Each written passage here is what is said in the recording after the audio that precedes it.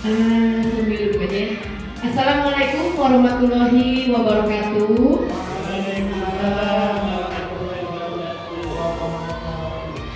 Selamat pagi Bapak dan Ibu atas kehadirannya di sini. Kita bersama-sama di sini akan mengadakan diseminasi budaya positif. Saya sebagai moderator yang akan membantu dan memandu kegiatan ini sampai nanti jelang akhir. Perkenalkan, nama saya Sri Mulati Wulandewi. Saya mengajar di SDN 2 Kita Utama. Sebelum saya memulai kegiatan ini, saya akan membacakan profil terlebih dahulu yang akan memaparkan materi ini. Siapa nih narasumbernya? Mungkin saya akan memaparkan profil kali ini sebagai narasumber yang akan menyampaikan diseminasi budaya positif di SDN 2 Kita Utama, yaitu Ibu Yuki Indriawati Suparman SPTSD. Beliau bekerja di sekolah ini dari tahun 2009 sampai saat ini dan mengikuti calon guru penggerak angkatan 9 dari bulan Agustus 2023. Beliau mengajar di kelas 3. Selama ini beliau selalu mengimplementasikan program-program kegiatan apapun yang ada di sini sebelum mengikuti guru penggerak. Nah, sekarang setelah mengikuti guru penggerak, beliau akan lebih ada program-program yang luar biasa lagi yang akan beliau sampaikan dan akan dilaksanakan di sekolah ini. Baiklah, kita langsung dalam kegiatan ini. Sebentar ya, saya akan menyampaikan kegiatan ini ada 3 sesi. Sesi pertama mungkin nanti akan saya buka ya. Sesi kedua yaitu pemaparan diseminasi budaya positif. Nanti apa yang akan disampaikan oleh Ibu Yuki, dan sesi ketiga adalah tanya jawab. Jadi Bapak dan Ibu, jika ada yang mau bertanya, nanti ada sesi tanya jawab. Akan saya tampung dulu nanti akan dijawab oleh narasumber kita. Baik, kita masuk ke sesi kedua ya, karena sesi pertama akan saya buka. Kita sama-sama membaca basmalah bersama-sama. Bismillahirrahmanirrahim. Baik, kita masuk sesi kedua, yaitu pemaparan diseminasi budaya positif yang akan disampaikan oleh narasumber kita, Ibu Yuki Indriawati Suparman. Waktu dan tempat kami persilakan. Bismillahirrahmanirrahim. Assalamualaikum warahmatullahi wabarakatuh. Waalaikumsalam. Yang terhormat Kepala Sekolah SDN 2 Kita Utama, yang saya hormati Ibu dan Bapak Guru SDN 2 Kita Utama, saya mengucapkan banyak terima kasih atas kehadirannya di kegiatan diseminasi budaya positif. Kegiatan ini bertujuan untuk memaparkan pemahaman dan juga berbagi pengalaman tentang budaya positif yang ada di modul 1.4. Bersama saya Yuki Indriawati Suparman, SPDSD CGP Angkatan 9 dari SDN 2 Kita Utama, Kabupaten Bandung Barat. Nah, Bapak Ibu, sebelum saya memaparkan, kita briefing dulu terlebih dahulu ya. Bapak dan Ibu nanti boleh berdiri supaya tidak jenuh ya. Briefingnya yaitu tembak dor ya, Bapak Ibu. Kalau saya bilang dor, nanti Bapak dan Ibu balas saya dor ya. Dor berarti dor lagi ya. Kalau misalkan saya bilang bom, nah kalau bom gimana coba Bu ekspresinya? Bom gimana coba? Bom berarti. Nah kalau saya bilang dur, kira-kira apa? Kita sambil wajahnya agak ngeyel ya Bu ya. Bisa ya bebas.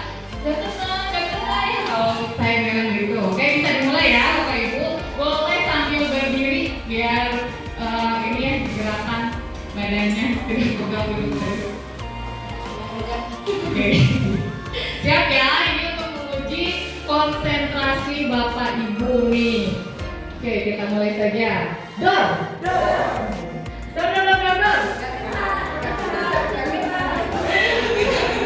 Bu Eni kurang fokus.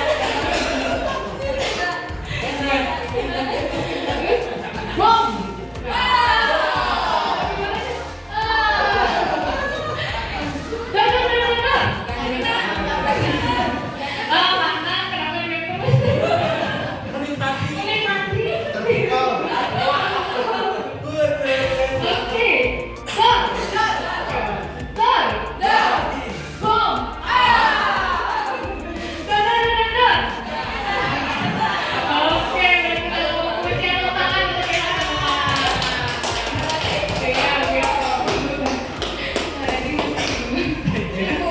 Bingung, oh terkesima. Ya, itu pemanasan dulu ya Bapak Ibu. Nah, materi yang akan saya sampaikan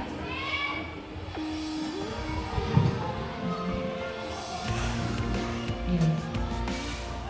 Nah, sebelum ke pemaparan materi, saya ada pertanyaan pemantik dulu ya. Ada 3 pertanyaan nih. Bapak dan Ibu cukup jawab setuju atau tidak. Ya. Pertanyaan yang pertama, apakah hukuman dapat mendisiplinkan murid? Setuju atau tidak? Mendisiplinkan murid. Karena setuju. Yang lainnya setuju atau tidak? Setuju. Bu Yasa, setuju atau tidak? Setuju. Semuanya menjawab setuju ya. Apakah hukuman dapat mendisiplinkan murid? Yang kedua, pemberian hukuman dengan hal positif seperti membaca atau membersihkan kelas dapat meningkatkan disiplin murid. Setujukah hukuman positif dapat meningkatkan disiplin? Setuju lagi. Terakhir, apakah memberi penghargaan dapat meningkatkan motivasi belajar murid? Penghargaan reward? Setuju. Nah, ini nanti jawabannya bisa Bapak dan Ibu dapatkan setelah saya memaparkan materinya. Nah, mudah-mudahan setelah diseminasi selesai, Bapak dan Ibu sudah tahu jawaban yang tepatnya apa, ya. Kita mulai. Nah, di sini saya akan memaparkan konsep inti budaya positif yang ada di modul 1.4 itu ada 8. Yang pertama, perubahan paradigma belajar. Yang kedua itu disiplin positif. Yang ketiga, nilai-nilai kebajikan. Yang keempat, kebutuhan dasar manusia. Yang kelima, motivasi perilaku manusia. Keenam, posisi kontrol guru. Ketujuh, keyakinan kelas. Dan terakhir, segitiga restitusi. Nah, sebelum saya memaparkan tentang pembelajaran dengan paradigma baru, saya mau bertanya lagi nih. Bapak dan Ibu pasti pernah dengar ya, pembelajaran yang berpihak pada murid dan ada pembelajaran yang berpihak pada guru. Kira-kira nih, Bapak dan Ibu melaksanakan yang mana nih? Pembelajaran yang berpihak pada murid atau pada guru? Alhamdulillah, hebat ya guru-guru SD 2 Krida sudah menerapkan pembelajaran yang berpihak pada murid ya. Nah, bagus ya Bapak Ibu, karena paradigma pembelajaran baru sekarang ini yaitu berprinsip pada pembelajaran terdiferensiasi. Pembelajaran terdiferensiasi ini untuk para murid itu belajar sesuai kebutuhannya, ya, berdasarkan tahap perkembangannya ini sesuai juga dengan filosofi Ki Hajar Dewantara, yaitu guru itu kita harus menuntun murid, ya, sesuai dengan kodratnya itu yang tadi berpihak pada murid, ya. Nah, tujuannya apa? Tujuannya itu untuk mewujudkan profil pelajar Pancasila. Pasti Bapak Ibu sudah tidak asing ya dengan profil pelajar Pancasila. Ini ada 6 dimensi. Tidak jelas ya Bapak Ibu, terlalu kecil. Ini ada 6 profil pelajar Pancasila. Yang pertama itu beriman, bertakwa kepada Tuhan Yang Maha Esa dan berakhlak mulia. Itu yang pertama ya. Yang keduanya itu berkebinekaan global. Yang ketiga, bergotong royong. Nah, bergotong royong di sini bukan berarti membersihkan kelas secara bersama-sama, tapi juga berkolaborasi ya antara murid dan guru, antara murid dan murid. Dan yang kelima yaitu kreatif, terus bernalar kritis ya, dan mandiri. Itu.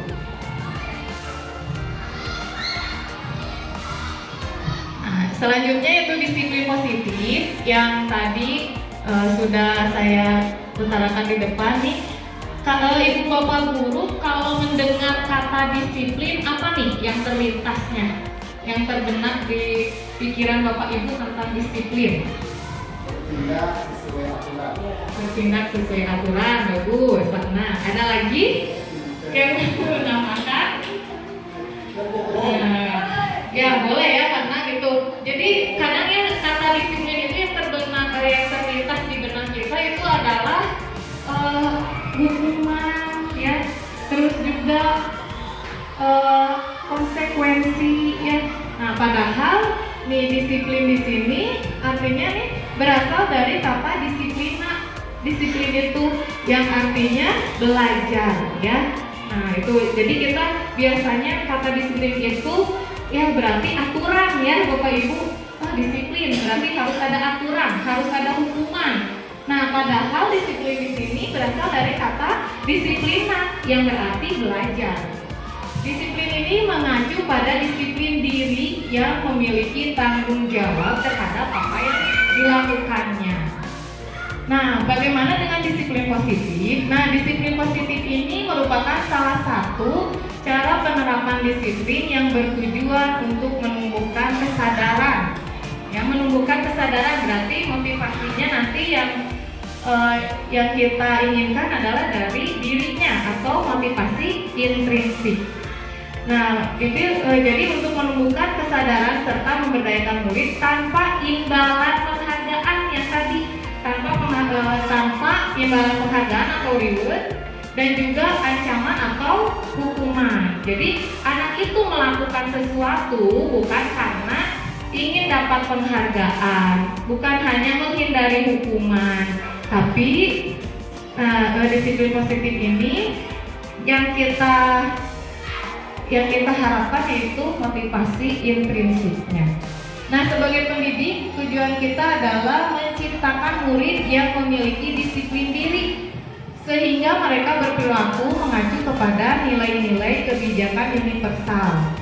Nah, nilai-nilai kebajikannya nanti ini berkaitan dengan kesepakatan kelas nanti ya, ada nilai-nilai kebajikan dan memiliki motivasi intrinsik dalam perubahan perilaku ke arah yang lebih baik. Nah, misalkan ada siswa yang selalu datangnya, kan kita masuk jam 7 ya Bu, pembiasaan dulu.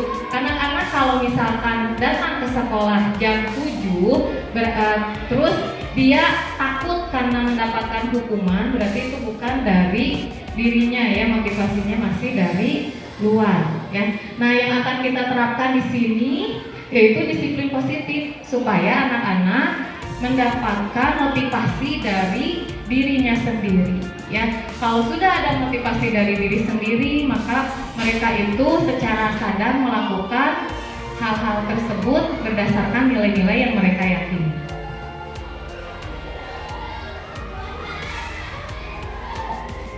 Nah, ini dia nilai-nilai kebajikannya ya. Ini adalah nilai-nilai kebajikan.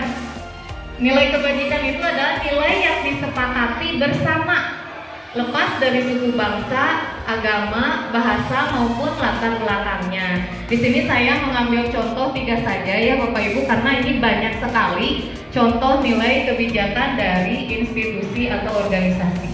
Saya sengaja memilih profil pelajar Pancasila ya, sesuai dengan kurikulum kita sekarang. Nah, profil pelajar Pancasila yang tadi sudah saya paparkan itu beriman dan bertakwa pada Tuhan Yang Maha Esa dan berakhlak mulia, berkebinekaan global, gotong royong, mandiri, kreatif, dan bernalar kritis. Yang keduanya adalah keterampilan hidup. Ini ada dapat dipercaya, lurus hati, pendengar yang aktif, tidak merendahkan orang lain, dan memberikan yang terbaik dari dirinya. Yang terakhir ini Ibo Primary Years Program, ada toleransi, rasa hormat, integritas, mandiri, menghargai, antusias, empati, keingintahuan, kreativitas, kerjasama, percaya diri, dan komitmen. Nah ini hanya contoh-contohnya saja, sebetulnya banyak ya nilai-nilai kebajikan. Nah nilai kebajikan ini nanti kita akan buat kesepakatan kelas dari nilai-nilai kebajikan ini.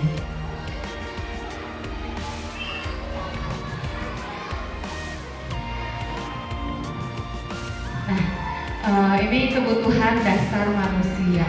Pasti setiap orang itu mau murid kita ataupun kita pasti kita itu mempunyai kebutuhan dasar. Apa sih itu kebutuhan dasar? Nah, kebutuhan dasar manusia adalah segala sesuatu yang dilakukan untuk mendapatkan apa yang kita inginkan. Ya, itu kebutuhan dasar. Nah, seluruh tindakan yang kita lakukan itu memiliki tujuan tertentu. Dan semua usaha terbaik yang kita lakukan adalah dalam rangka agar kebutuhan dasar kita terpenuhi dengan baik. Nah, ini kebutuhan dasar manusia. Bapak dan Ibu pernah di kelas menemukan murid yang tadinya ceria, yang tadinya nggak bisa diam, tiba-tiba dia lemes, tiduran. Pernah nggak Bapak Ibu? Ya, pernah ya. Atau misalkan anak yang nggak bisa diam di kelas itu banyak. Terus ada juga yang pendiam gitu, ada yang pendiam nggak mau berbaur sama temennya, ada juga banyak ya Bu ya. Nah, banyaknya yang loncat-loncat, terus banyak yang nggak bisa diam, lari-lari ya. Nah, oh iya pukul-pukul meja. Nah itu sepertinya kebutuhan dasar manusianya ada yang tidak terpenuhi ya, makanya anak gak bisa diem. Emang saya juga di kelas seperti itu, ada anak yang diem, ada anak yang luar biasa aktifnya, terus ada yang emang anaknya itu yang tadinya ceria kok tiba-tiba kenapa sih anaknya malah tiduran ya, yang tadinya aktif, kenapa sih seperti itu. Nah ternyata kebutuhan dasar manusia ini yang tidak terpenuhi Bapak Ibu. Nah apa saja sih nih yang termasuk kebutuhan dasar manusia? Kita lihat ya. Nah ini dia Bapak Ibu, 5 kebutuhan dasar manusia. Nih ada 5 kebutuhan dasar manusia. Yang pertama itu bertahan hidup, berkaitan dengan makanan, pakaian, tempat tinggal, keamanan, dan kesehatan. Nah jadi jika ada anak yang tadinya gak bisa diem, yang tadinya aktif jadi murung ya Bu ya, ada murung, tiduran, kita jangan langsung negur, kamu kenapa kok tiduran? Nah jangan langsung negur gitu, kita cari tahu dulu, siapa tahu nih kebutuhan bertahan hidupnya belum terpenuhi. Apakah kebutuhan makanannya tidak sarapan terlebih dahulu, tidak sarapan itu bisa lemas ya Bu ya, bisa lemas gitu. Terus misalkan tempat tinggalnya itu kebanjiran atau apa ya, itu bisa. Terus kesehatan, bisa jadi mungkin anak tersebut yang tadinya aktif jadi tidak aktif itu karena sedang tidak enak badan ya. Supaya menemukan kayak gitu tiba-tiba diam, terus pas kita deketin, dipegang pipinya, dipegang dahinya, ternyata anak tersebut sedang demam ya, berarti itu kebutuhan dasar untuk bertahan hidupnya tidak terpenuhi ya. Nah yang kedua, kebutuhan dasar manusia itu ada kasih sayang dan rasa diterima. Nah itu penting nggak Bapak Ibu nih, kasih sayang dan rasa tidak diterima itu penting ya, kasih sayang, cinta ya penting gitu ya, kasih sayang dan rasa diterima. Nah ini berkaitan dengan rasa diterima, dipedulikan, berbagi, kerjasama, menjadi bagian dalam kelompok. Nah ada anak nih misalkan di kelas itu caper gitu, cari perhatian ya, dengan cara misalkan dengan cara apa? Berbuat masalah, terus deketin guru ya gitu. Jadi kayak gitu ya. Nah itu berarti kebutuhan kasih sayangnya dan rasa tidak diterimanya tidak terpenuhi. Ya makanya kita jangan, nih anaknya nggak bisa diem, itu kenapa? Kita cari tahu dulu ya.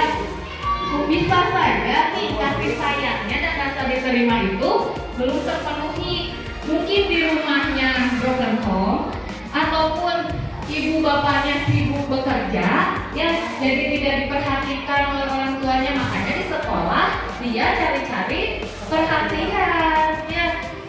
Pernah mengalami Bapak Ibu? Ada yang seperti itu? Sering ya Bu ya? Nah berarti itu kurang kasih sayang ya, inginnya sama kita dimanja-manja, diperhatikan. Nah itu berarti nih kebutuhan akan kasih sayangnya tidak terpenuhi. Terus ada juga misalkan anaknya yang dalam kelompok gak mau barengan karena merasa dirinya minder ya, nggak diterima ya, nggak diterima, jadi dianya menyendiri. Ada yang seperti itu, berarti kebutuhan akan kasih sayang dan rasa diterimanya itu tidak ada. Nah jadi kan ada yang senang menyendiri ya, di kelas saya juga sama, ada yang menyendiri. Kenapa? Ternyata emang tidak percaya diri, merasa dirinya itu tidak diterima di kelas ya. Padahal teman-temannya tidak begitu ya, teman-temannya itu bisa menerima dia, hanya saja mungkin minder ya Bu ya, tidak percaya diri gitu. Jadi dia menyendiri, kalau istirahat sendiri. Ada kan di kelas Bapak Ibu seperti itu? Ada ya yang suka menyendiri ya Bu, istirahat sendiri. Alhamdulillah bagus ya. Nah ya biasanya emang kayak itu, dia terus duduknya menyendiri, jadi susah bergaul ya, bersosialisasi sama yang lain. Berarti itu kebutuhan akan kasih sayang dan rasa diterimanya tidak terpenuhi. Yang ketiga yaitu penguasaan. Nah penguasaan berkaitan dengan harga diri, keinginan untuk dianggap, memimpin, berprestasi, diakui dan juga didengar. Mungkin ada di antara murid kita yang selalu pengen nomor 1. Ada nggak Bu? Apa-apa aku, apa-apa pengen aku ya. Misalkan ini siapa ya mau ke depan? Saya Bu. Terus ini siapa yang mau membacakan puisi? Saya Bu. Nah itu mungkin anak tersebut itu kebutuhan dasarnya ya, yang ini dipenuhinya yaitu penguasaan, ingin berkuasa ya, ingin lebih menonjol daripada murid-murid yang lain ya, ingin si paling nomor 1 ya, jadi pengennya nomor 1, pengennya ke 1, pengennya jadi pemimpin. Apa-apa misalnya kalau lomba, aku aja Bu. Nah berarti itu anak tersebut itu butuh kebutuhan dasarnya dipenuhi, yaitu penguasaan ya, seperti itu.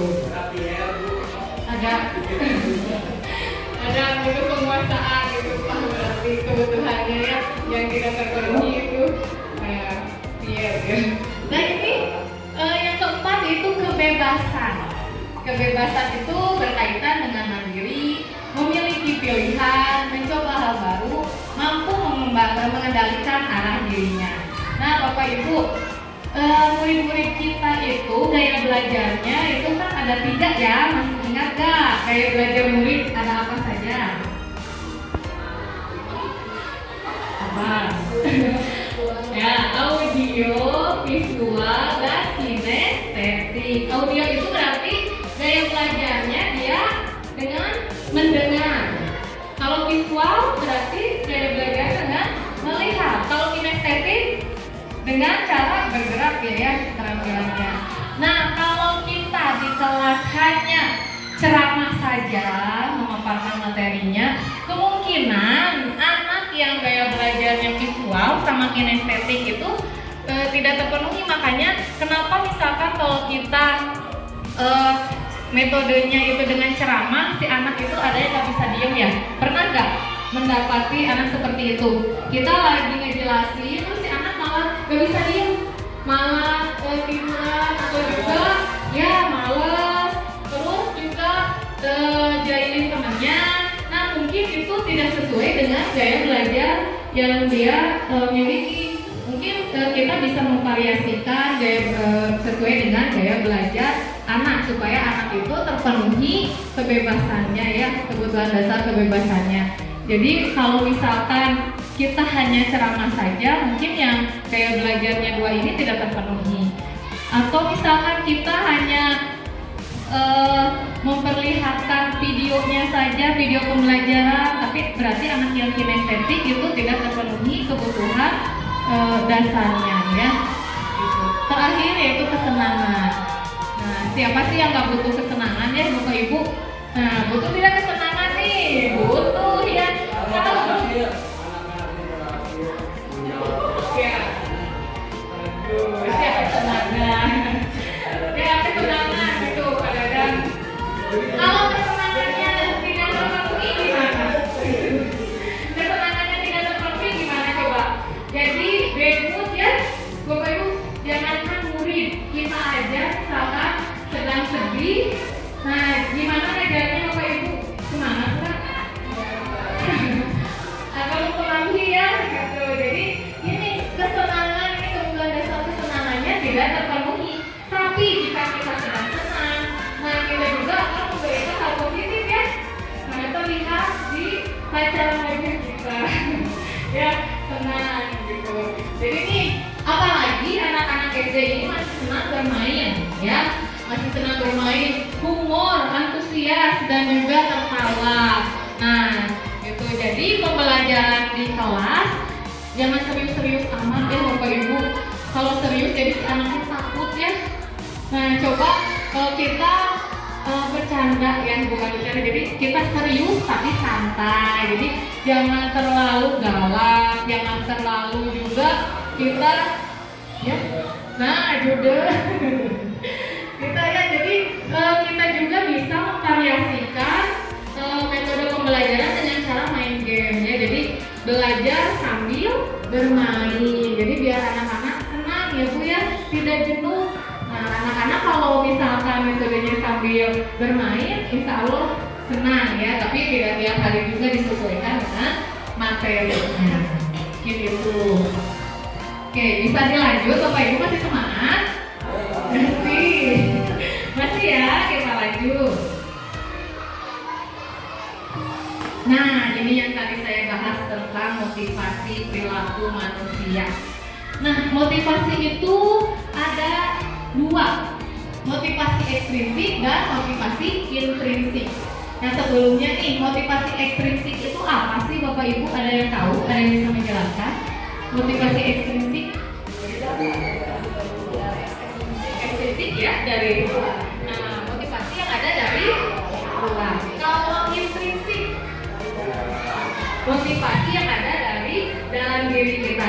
Nih, yang motivasi ekstrinsik atau intrinsik ini yang paling bagus nih menurut Bapak Ibu?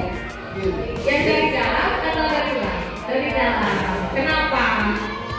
Kenapa dari dalam? Kesadaran sendiri. Nah, bagus Bapak, kesadaran sendiri. Ya, sadar sendiri. Harus begitu, tetapi dengan sendirinya dia tahu harus begitu, harus begitu. Itu yang diharapkan.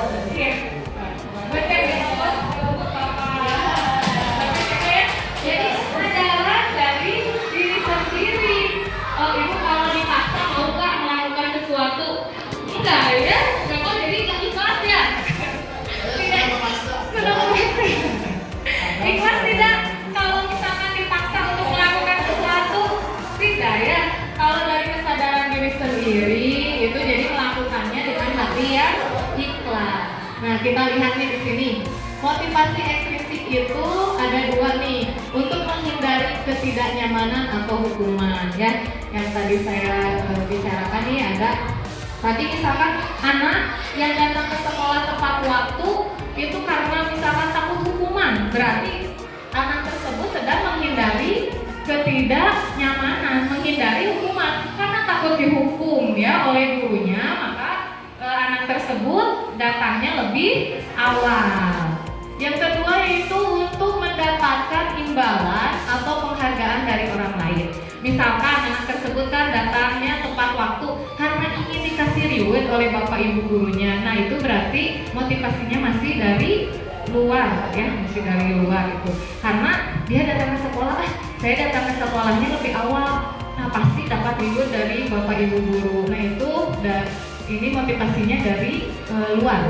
Nah, terakhir ini motivasi intrinsik, itu anak tersebut itu berpikiran dia menjadi orang yang mereka inginkan dan menghargai diri sendiri dengan nilai-nilai yang mereka percaya.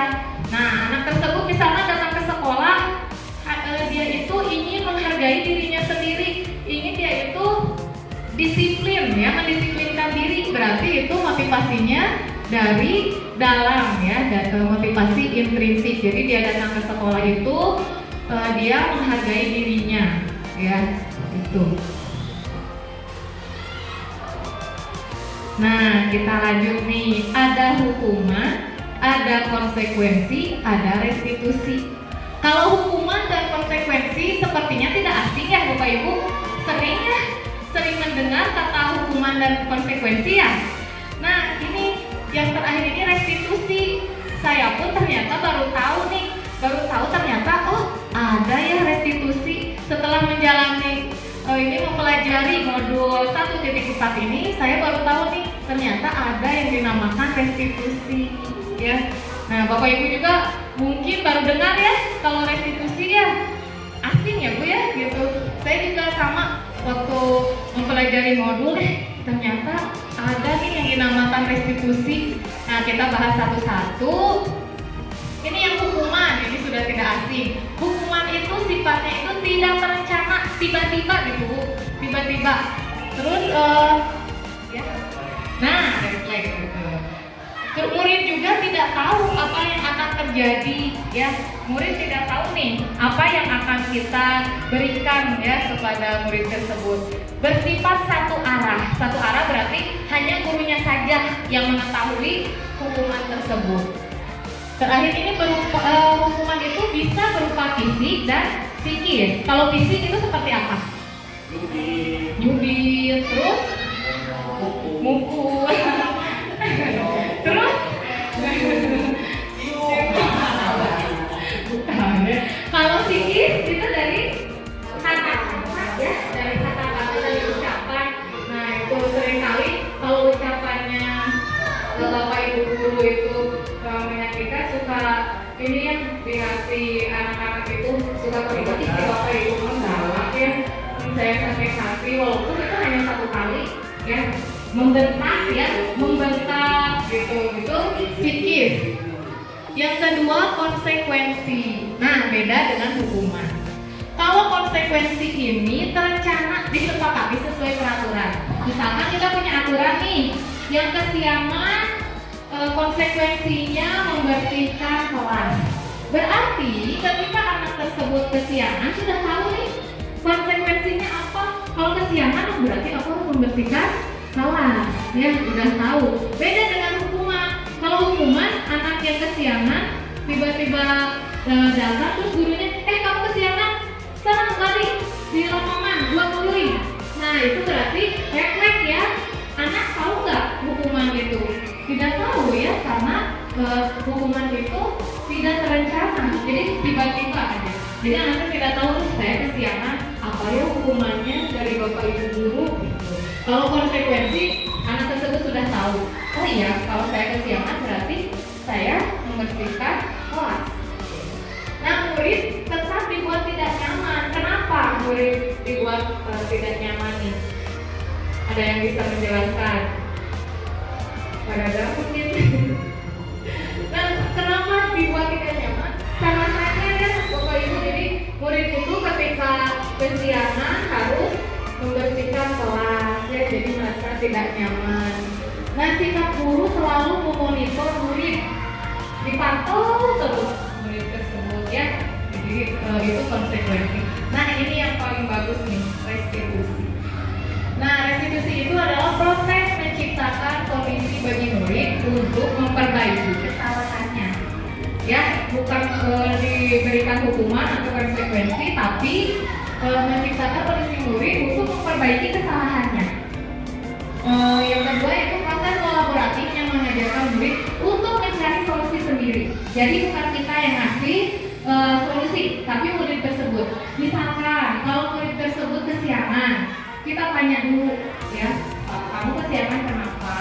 Terus hal apa yang bisa kamu perbaiki supaya tidak kesiangan lagi, diberikan pilihan ya. Jadi anak tersebut ini ya mencari solusi sendiri ya, itu yang dimaksud dengan restitusi. Bapak Ibu lebih nyaman yang mana nih? Hukuman, konsekuensi atau restitusi? Nah, kenapa restitusi? Ada yang bisa menjelaskan kenapa? Nah, kalau restitusi penanganannya itu dari sifat anak melakukan kesalahan, tidak berarti anak itu merasa bersalah, tetapi kita akan memperbaikinya lagi ke arah yang positif, yaitu perubahan sikap yang kesalahannya itu atas kesadaran sendiri, tapi dia sendiri mencari solusi yang terbaik untuk memperbaiki ke depannya dan tidak mengulanginya lagi. Seperti itu. Karena mesti ini CGP angkatan pelajaran dan ini ya calon pengajar praktik pasti ini beliau ini hebat jagonya pasti udah tahu.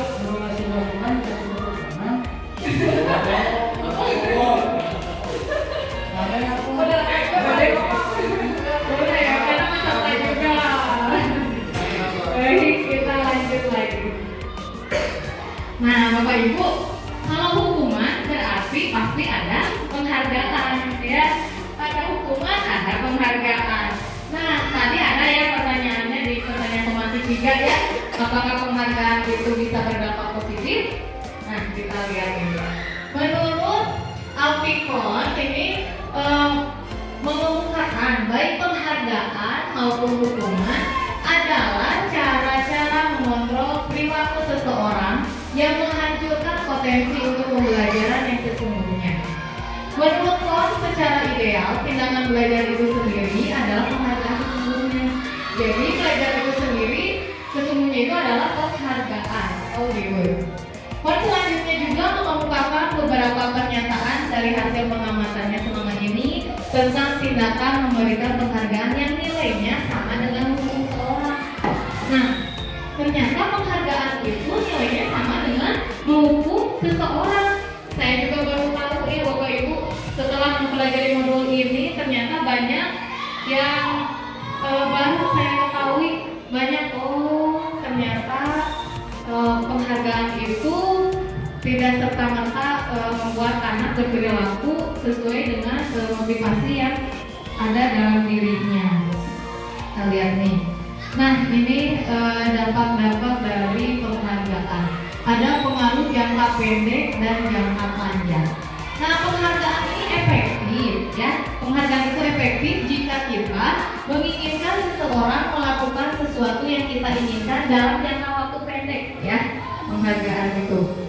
Nah, jika kita menggunakan penghargaan lagi dan lagi, maka orang tersebut akan tergantung pada penghargaan. Ya, jadi jika siswa kita terus-terusan diberikan reward, maka murid tersebut akan bergantung pada penghargaan. Penghargaan itu ternyata tidak efektif. Suatu penghargaan adalah suatu benda atau peristiwa yang diinginkan, yang dibuat dengan syarat yang ada persyaratannya. Kalau kamu melakukan A, maka diberikan B, seperti itu. Misalkan kalau anak suka ada yang gini, orang tua nanti kamu puasanya harus tamat, ibu kasih uang. Nah, pernah gak gitu ke anak? Pernah ya? Nah, berarti itu anak tersebut puasa itu hanya ingin diberikan uang, ya, diberikan imbalan ya. Makanya ini anak tersebut berperilaku tidak berdasarkan motivasi yang ada pada dirinya. Penghargaan merusak hubungan lah. Kenapa penghargaan itu merusak hubungan? Nah, ketika seseorang diberi penghargaan atau dipuji-puji depan orang banyak, depan teman-temannya, nah maka yang lain itu akan merasa iri ya Bu ya. Misalkan satu orang yang dipuji, ih bagus, kamu akan mendapat reward dari ibu. Nah, teman-teman yang lainnya yang tidak mendapatkan reward akan merasa iri ya. Kenapa si A dikasih aku enggak ya, seperti itu, akan merasa kayak gitu. Jadi akan merusak hubungan antara temannya juga. Dan sebagian dari mereka itu tidak akan menyukai ya kepada ribut ya, karena iri tadi. Dia mah dikasih ribut, aku enggak. Jadi dia merasa iri dan juga nanti akan merusak hubungannya dia. Jadi tidak akan menyukai temannya. Adalah dia dikasih tadi ribut, aku enggak. Jadi iri ya seperti itu. Masih ada nih penghargaan menghukum yang tadi. Kenapa penghargaan itu menghukum? Nah mereka yang tidak mendapatkan penghargaan, misalnya nih dalam sistem ranking kan suka ada ya ranking 1, 2, 3 itu diberikan piala ya. Nah sementara yang ranking 4, 5 itu dan seterusnya tidak diberikan piala. Nah sebetulnya penghargaan tersebut itu menghukum. Makanya sekarang kenapa disarankan tidak ada ranking ya, supaya anak-anak itu tidak merasa iri kepada temannya, tidak merasa dibanding-bandingkan dengan temannya. Ibu bapak mau dibanding-bandingkan?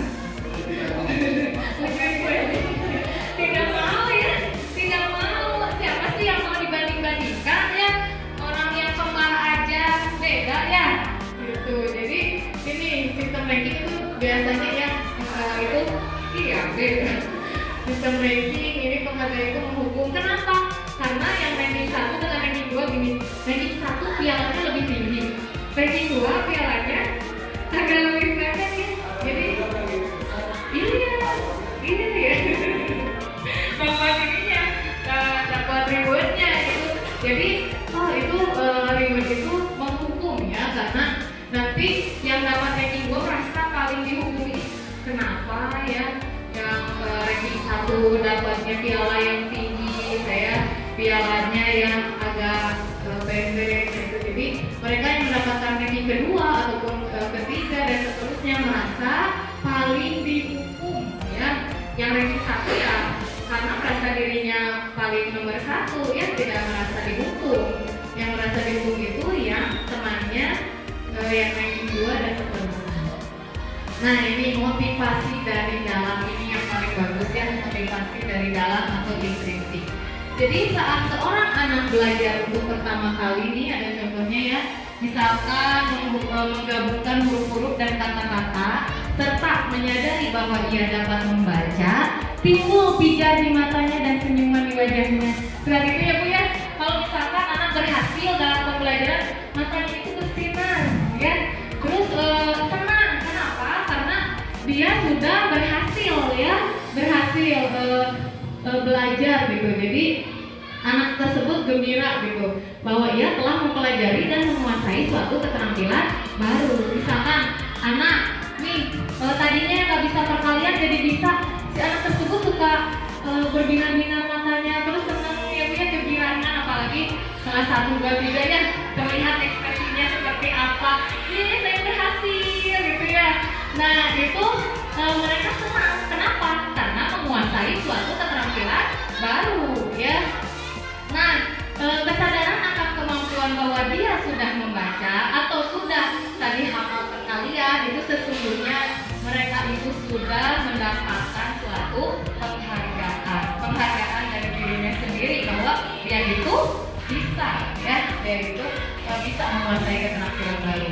Nah jika anak-anak yang tadi sudah menguasai keterampilan baru kan senang Ibu, terus sama kita diberikan penghargaan nih. Jika kita memberikan penghargaan kepada anak yang sedang merasa bangga, maka kita itu akan mengambil kegembiraan yang saat itu sedang dirasakan.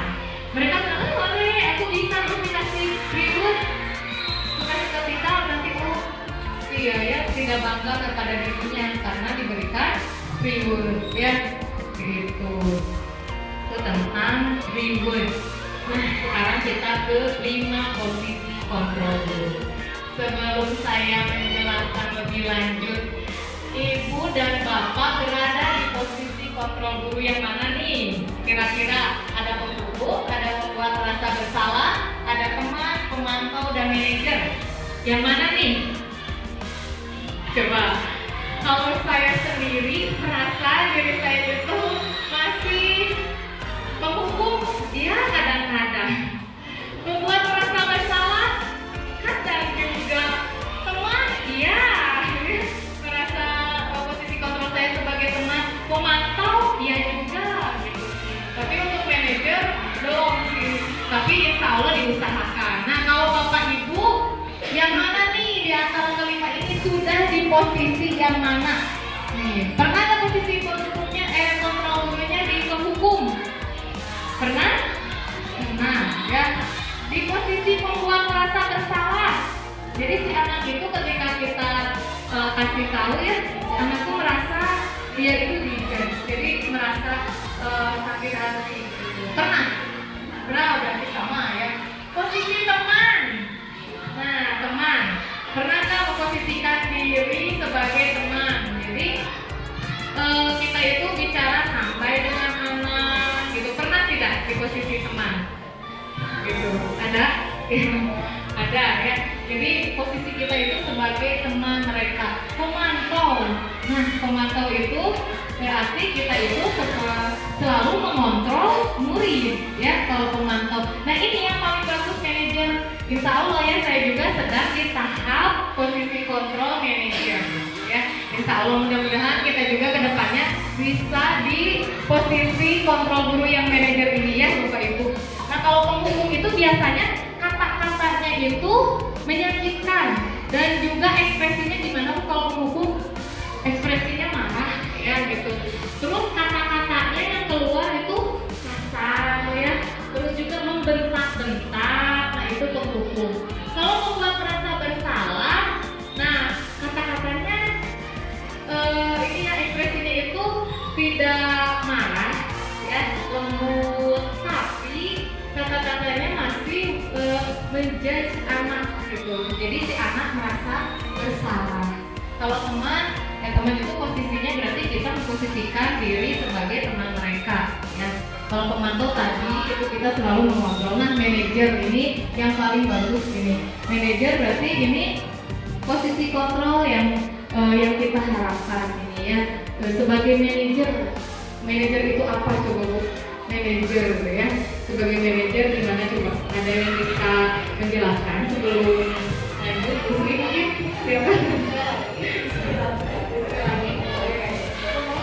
Manajer di sini ketika kita di kelas, kita bisa merangkul peserta didik.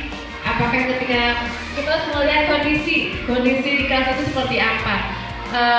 Peserta didik ada yang diam, kita harus bisa mendekati dan harus tahu keadaan seperti apa nih yang dialami peserta didik. Berarti untuk karakter semua peserta didik. Nah, manajer sini harus bisa merangkul dan membuat peserta didik itu nyaman di kelas.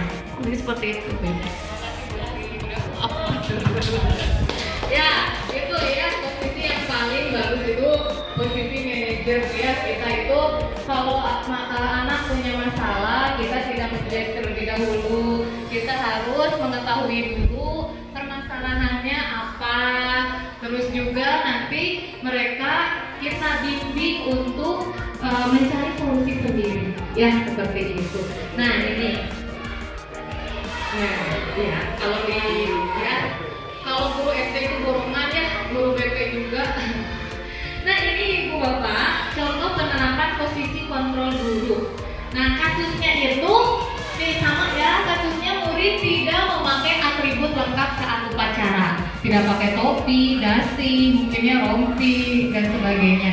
Nah, kalau Bapak Ibu di posisi penghukum, Bapak Ibu akan bicara gini, hormat pada bendera selama 1 jam.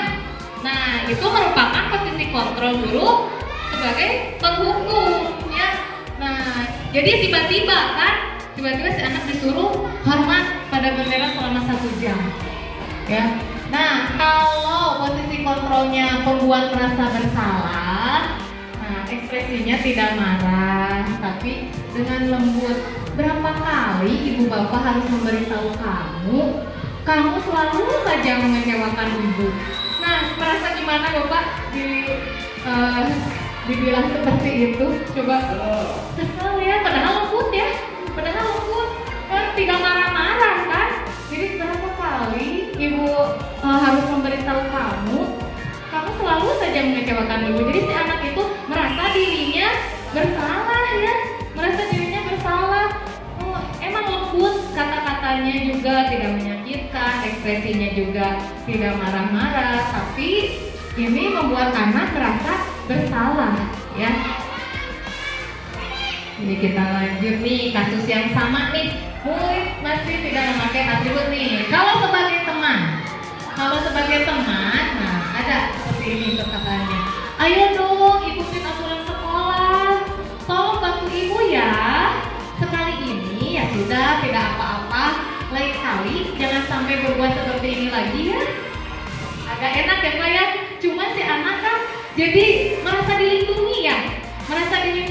Biarin aja, karena kata ibu juga nanti lain kali jangan berbuat seperti ini. Sampai dikasih dia solusinya seperti apa ya. Dia kalau misalkan atributnya tidak pakai, ya udah kata ibu juga gak apa-apa kali ini.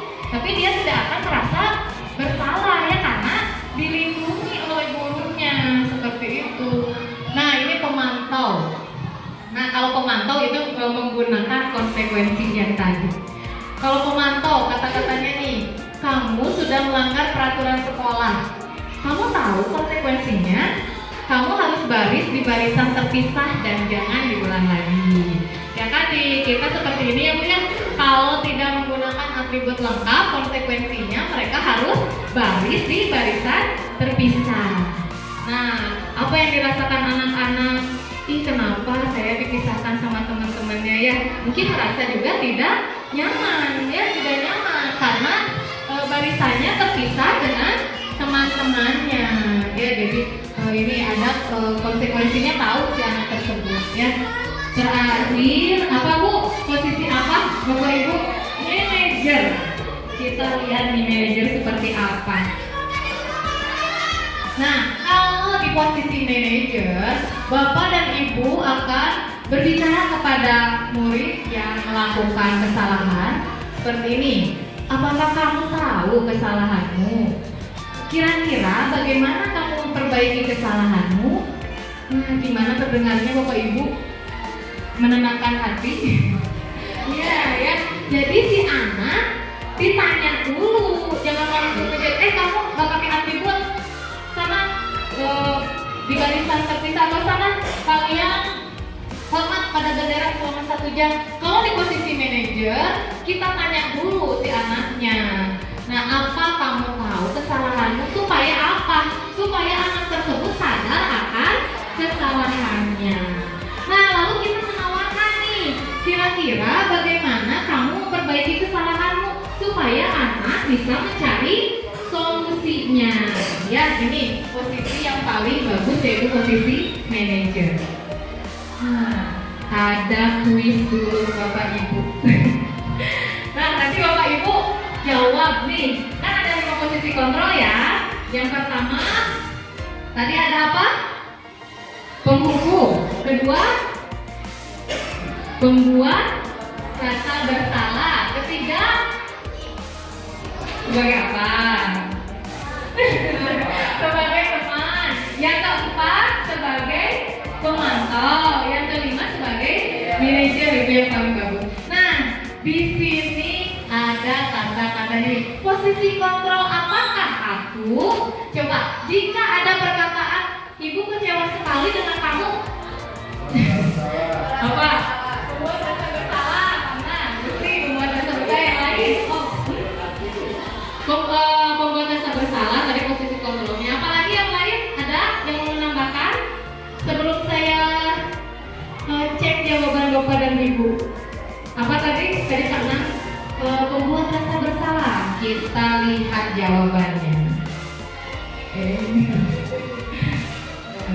Kita lihat jawabannya. Pembuat rasa bersalah. Ya, bagus. Jadi ada kata-kata apa? Ibu kecewa. Kan jadi si anak merasa bersalah. Ya, jadi pembuat rasa bersalah. Kita ke nomor kedua. Kamu tidak pernah benar melakukannya. Apa coba? Biasa penghukum yang lainnya. Penghukum mana? Penghukum dari mana? Mana sih Bapak? Penghukum? Kita lihat jawabannya. Penghukum. Iya betul, penghukum. Oke, yang ketiga. Apa rencanamu untuk menyelesaikan masalah ini?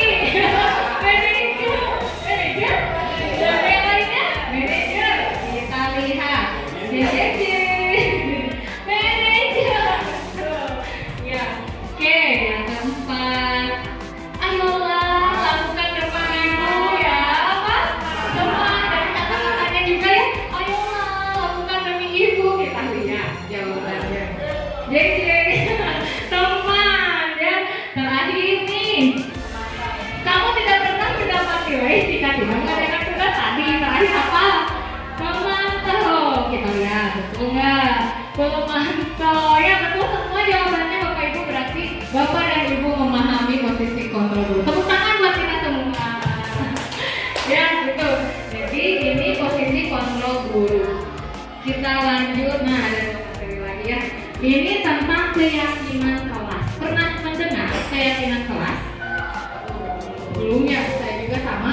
Ketika mempelajari modul 1.4 ini baru mengetahui ini ada ya keyakinan kelas gitu. Nah, mengapa keyakinan kelas? Mengapa bukan peraturan kelas? Nah, ini ya, jadi peraturan dengan keyakinan kelas itu berbeda ya Bapak Ibu. Nah, itu kalau keyakinan kelas ini, nih ada yang bisa menjelaskan dulu sebelum saya paparkan? Yang lain mau berpendapat? Nih, kenapa keyakinan kelas ini bukan peraturan kelas? Nih, keyakinan kelas, peraturan kelas. Ya, Bu Yulia. Mau siapa? Wisri. Mau boleh. Peraturan sama keyakinan itu memang berbeda. Kalau peraturan itu aturan, berarti ada hukuman. Jika melanggar disiplin atau melanggar aturan, berarti ada hukuman. Tapi kalau keyakinan itu muncul dalam hati dan munculnya nilai-nilai kebajikan dari anak itu. Makanya keren ya. Nah itu tadi mengapa keyakinan kelas? Saya menambahkan keyakinan kelas di sini kita itu membuat bersama-sama dengan murid kita, ya. Kalau peraturan itu dibuatnya biasanya oleh sekolah atau oleh guru ya itu. Jadi tiba-tiba aja udah ada aturannya, oh iya ini aturannya dibaca aja. Nah kalau keyakinan kelas ini dibuat bersama dengan murid kita ya, dibuat bersama murid kita. Nah nanti Bapak dan Ibu bisa menerapkannya di kelas nanti ya, apalagi yang wali kelas ya. Nanti coba dibuat bersama murid-muridnya keyakinan kelasnya. Saya sudah membuat keyakinan kelas dengan murid-murid saya ya. Jadi murid-murid saya itu dengan saya berdiskusi apa sih ini keyakinan kelas yang akan kita sepakati. Karena jika murid-murid yang membuat kesepakatannya berarti mereka harus melakukannya ya, karena mereka yang buat bukan kita. Gitu. Jadi itu kenapa ini bukan peraturan kelas. Kalau peraturan kelas sifatnya agak memaksa ya.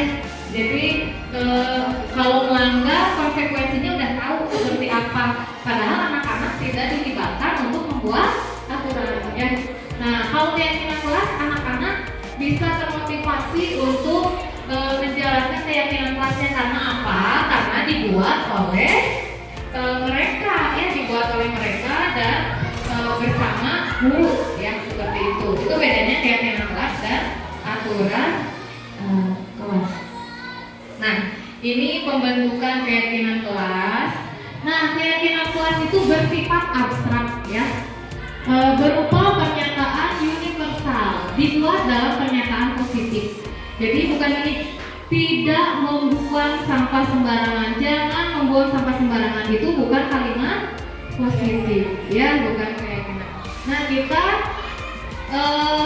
buat dalam pernyataan positif. Atau misalkan ini tidak mengejek-ejek teman, itu pernyataannya negatif, diganti ya berarti saling menghargai ya, seperti itu. Terus misalkan aturannya jangan gini, tidak berbohong.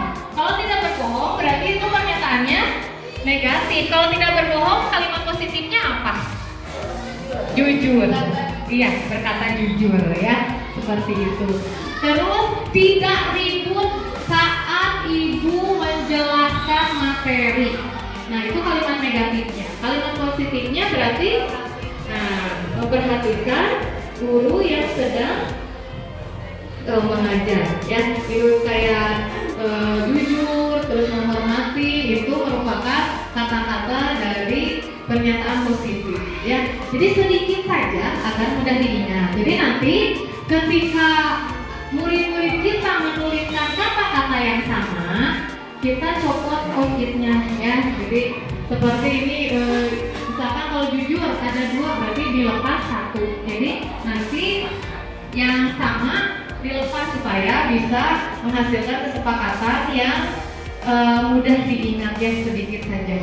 Terus sesuai dengan kondisi kelas kita, semua warga kelas dilibatkan saat membuat keyakinan kelas ya. Jadi ini contohnya. Nah ini, jadi saya melibatkan semua peserta didik kita, semua murid kita dilibatkan dalam pembentukan keyakinan kelas ya. Jadi caranya kita menjelaskan dulu kepada anak-anak ya, nilai-nilai kebajikan apa nih yang harus kita percayai ya. Nilai-nilai kebajikan itu yang tadi berarti nilai-nilai yang positif ya, apalagi kelas 1, 2, 3 itu belum ini ya, masih abstrak ya, kayak masih pikirannya realistis ya, bukan abstrak. Jadi masih harus dipandu ya, jadi mereka belum paham mengenai kata-kata yang abstrak, jadi harus dipandu dulu. Nilai-nilai kebaikannya apa sih yang kalian yakini, jadi kita arahkan. Nih anak-anak, ini nilai positifnya misalkan jujur, nah itu nilai-nilai yang baik, itu kalian tuliskan dalam keyakinan kelas. Nah, saya mengarahkannya seperti itu kepada anak-anak, apalagi kelas 3 ya.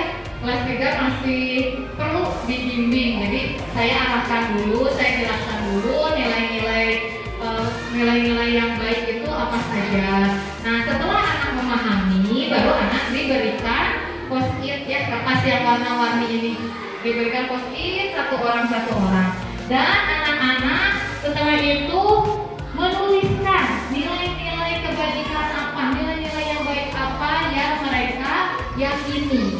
Setelah dituliskan baru nanti ditempel ya, ditempel satu orang. Setelah itu saya bacakan satu persatu keyakinan kelasnya apa saja. Setelah dibacakan, jika ada yang sama berarti nanti di lokasi dijawab sampai nanti mendapatkan keyakinan kelas seperti ini ya.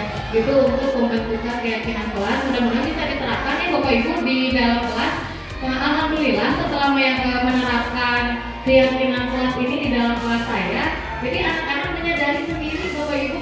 Misalkan kalau anak-anak, kalau saya lagi menjelaskan ada yang ngobrol, diingatkan sama temannya, kamu tahu nggak, kamu ingat nggak keyakinan kelas kita? Langsung anak tersebut, oh iya, keyakinannya menghormati guru. Terus ada misalkan anak-anak yang ngejek temannya, jadi saling mengingatkan temannya, kenapa kamu ngejek? Kan itu kamu udah bikin keyakinan kelas kita yang sepakati apa? Menghargai teman dia.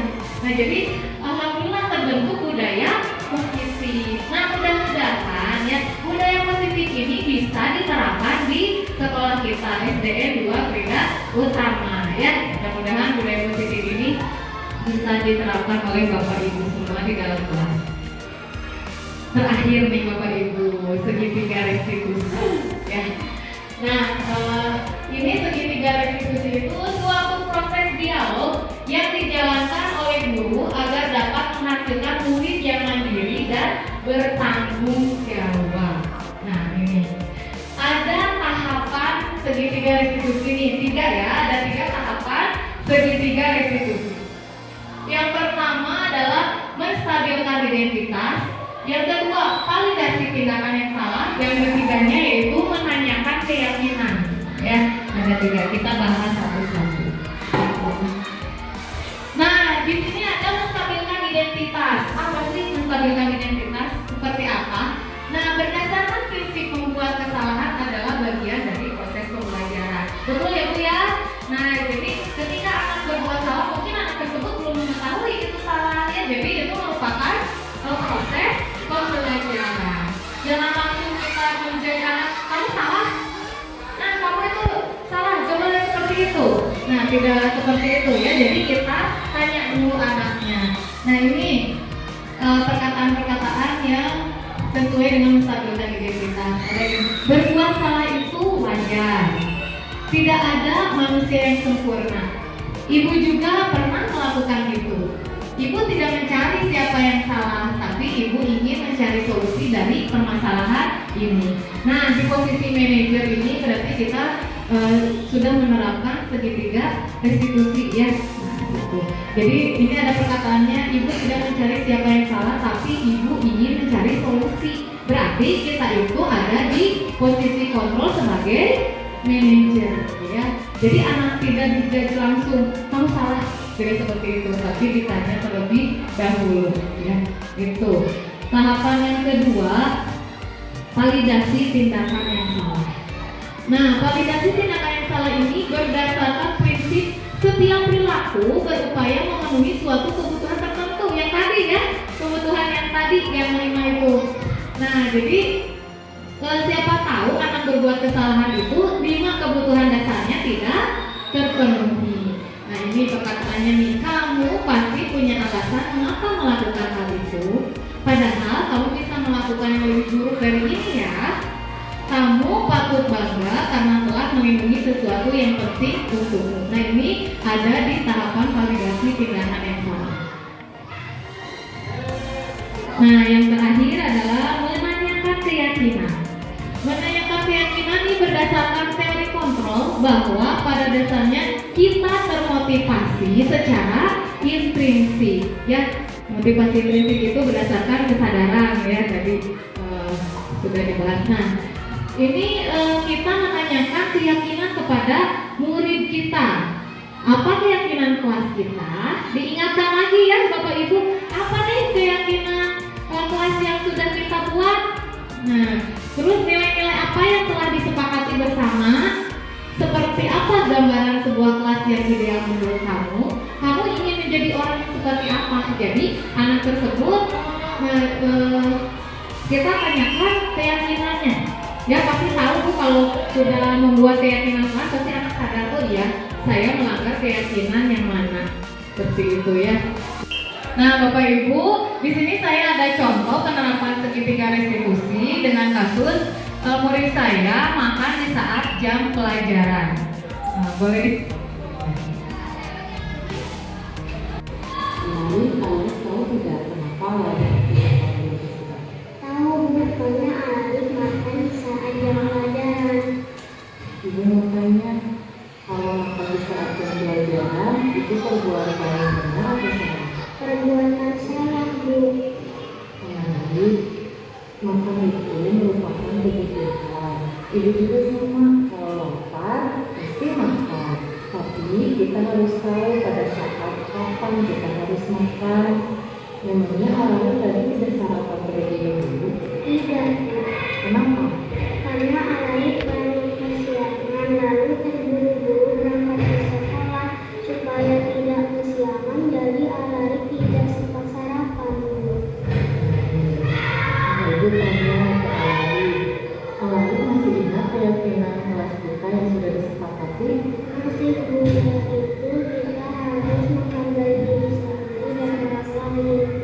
Nah, jika tadi Alif makan saat jam pelajaran, apakah sudah menghargai diri sendiri dan orang lain? Tidak Bu, Alif tidak menghargai diri sendiri dan orang lain. Kalau Alif tahu, nah sekarang Alif punya solusinya tidak supaya Alif tidak melakukan hal tersebut lagi? Saya akan lalu melayani Allah dan bersarapan sebelum berangkat ke sekolah Bu. Nanti ya Alif mulai kapan nih Alif akan melakukan hal tersebut? Alif akan melakukannya besok Bu. Bagus sekali Alif. Mudah-mudahan Alif menjadi anak yang lebih baik lagi ya. Baik Bu, terima kasih. Nah itu Bapak Ibu saya menerapkan segitiga restitusi dalam menyelesaikan masalah tersebut ya. Diawali dari tadi menstabilkan identitas, validasi tindakan dan menanyakan keyakinan kelas. Di sini saya ada respon murid ketika menerapkan segitiga restitusi. Assalamualaikum, saya Alami. Saya dari kelas 3 SDN 2 Krida Utama. Terima kasih Bu Yuki. Saya senang diajak berdiskusi oleh Bu Yuki untuk menemukan solusi dari permasalahan yang telah saya lakukan. Assalamualaikum. Nah, itu adalah respon murid saya. Jadi murid saya merasa senang diajak berdiskusi untuk memecahkan masalahnya sendiri. Nah, mungkin itu Bapak Ibu materi yang sudah saya dapatkan di modul budaya positif 1.4, mudah-mudahan bisa diimplementasikan di sekolah kita SDN 2 Krida Utama. Nah, ini penutup ya Bapak Ibu, dalam penerapan program disiplin positif, hendaknya guru memiliki standar kepribadian, profesional, dan sosial yang baik, di mana guru mampu merefleksi dirinya dalam posisi kontrol saat ini. Bagaimana perjalanan dirinya sebagai among atau manajer yang menuntun murid-muridnya menjadi insan yang mandiri, merdeka, dan bertanggung jawab sesuai standar pendidikan nasional. Baik Bapak Ibu, terima kasih atas kehadirannya. Mohon maaf apabila banyak kekurangan. Wassalamualaikum warahmatullahi wabarakatuh. Ya, baiklah Ibu dan Bapak, kita sudah di penghujung acara nih ya. Tadi beberapa sesi sudah kita lewati, kegiatan diseminasi budaya positif yang disampaikan oleh Ibu Yuki Indiawati sudah terpapar dengan jelas. Jangan merasa puas ya. Kalau merasa puas kita terhenti di sini. Tetapi kita terus merasa tidak puas. Jadi kita akan menggali dan implementasikan mungkin ya dari Bu Ibu sendiri di sekolah kami nanti program-program apa sih yang luar biasa nih kita akan gerakan bersama peserta didik yang berdampak pada murid. Mungkin saya sebagai moderator akan menutup acara sesi ini. Mohon maaf apabila ada kekurangan dan kesalahan. Wabillahi taufiq wal hidayah. Wassalamualaikum warahmatullahi wabarakatuh.